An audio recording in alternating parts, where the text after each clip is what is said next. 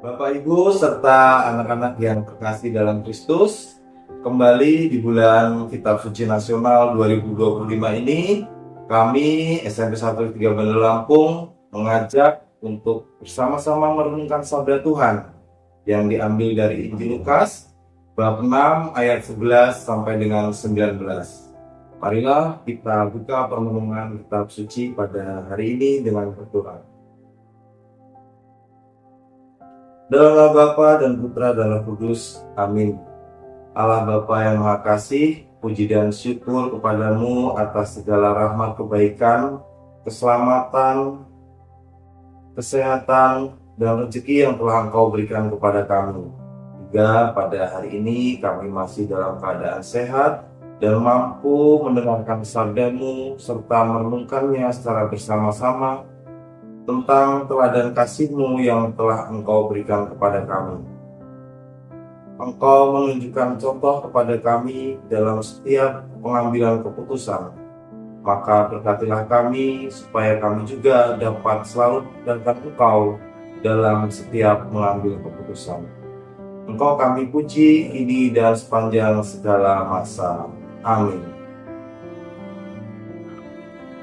Inilah Injil Tuhan kita Yesus Kristus menurut Lukas.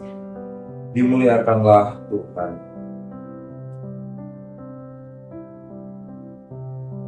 Pada waktu itu pergilah Yesus ke bukit untuk berdoa, dan semalam-malaman ia berdoa kepada Allah. Ketika hari siang, ia memanggil murid-muridnya kepadanya, lalu memilih dari antara mereka 12 orang yang disebutnya rasul.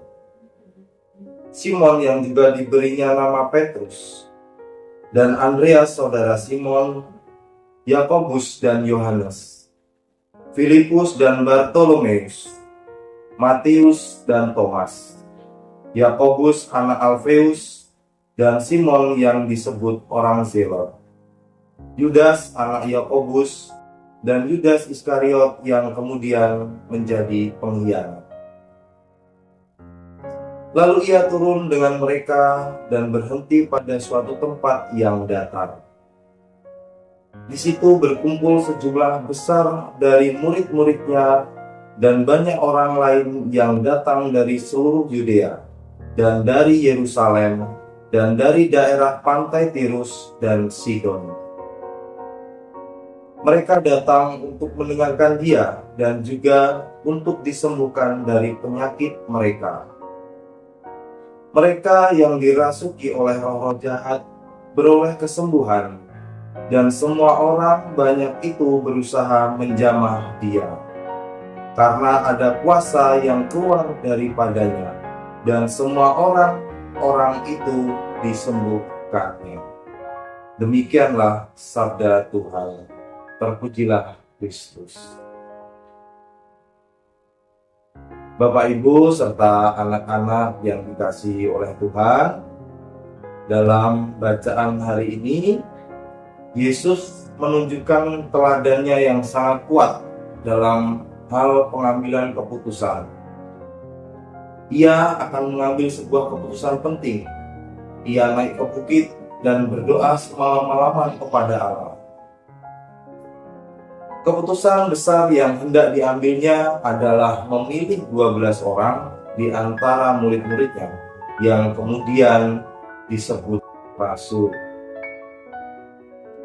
Ini bukan tentang siapa yang paling pintar, paling populer, atau paling berpengaruh, tetapi ini merupakan siapa yang dikehendaki oleh Allah. Doa Yesus menjadi dasar dari segala tindakannya.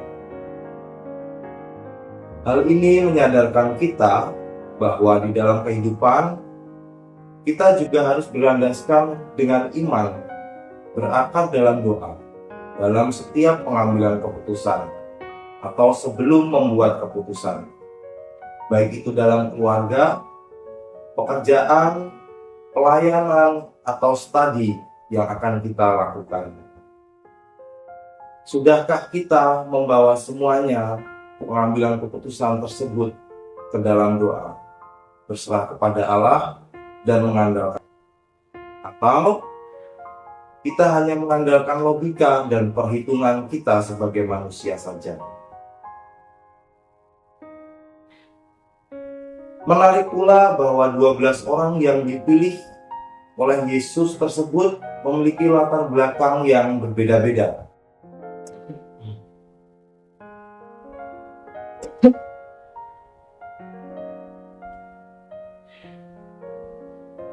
Ada pemungut cukai, ada nelayan, bahkan ada juga yang nantinya menjadi pengkhianat Yesus itu sendiri. Ini menunjukkan bahwa Allah tidak menuntut kesempurnaan sebelum memanggil. Ia memanggil orang-orang biasa untuk menjalankan tugas yang sangat luar biasa. Yang ia kehendaki adalah keterbukaan hati untuk dibentuk dan taatan untuk diutus. Setelah memilih para rasul, Yesus turun ke tempat yang datar menemui orang-orang banyak. Ia menyembuhkan mereka dan mengajar mereka.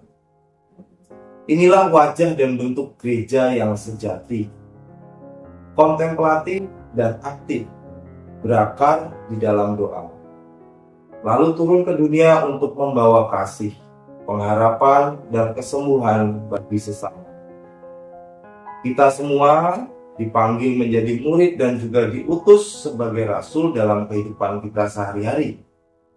Apapun pekerjaan dan panggilan hidup kita dipanggil untuk membawa Kristus kepada dunia melalui kasih, kebaikan, dan kesaksian hidup.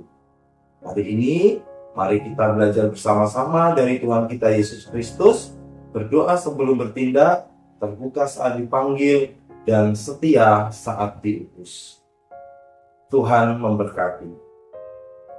Marilah kita akhiri permenungan kita pada hari ini dengan menyatukan hati kita, berdoa, dan memohon kepada Tuhan.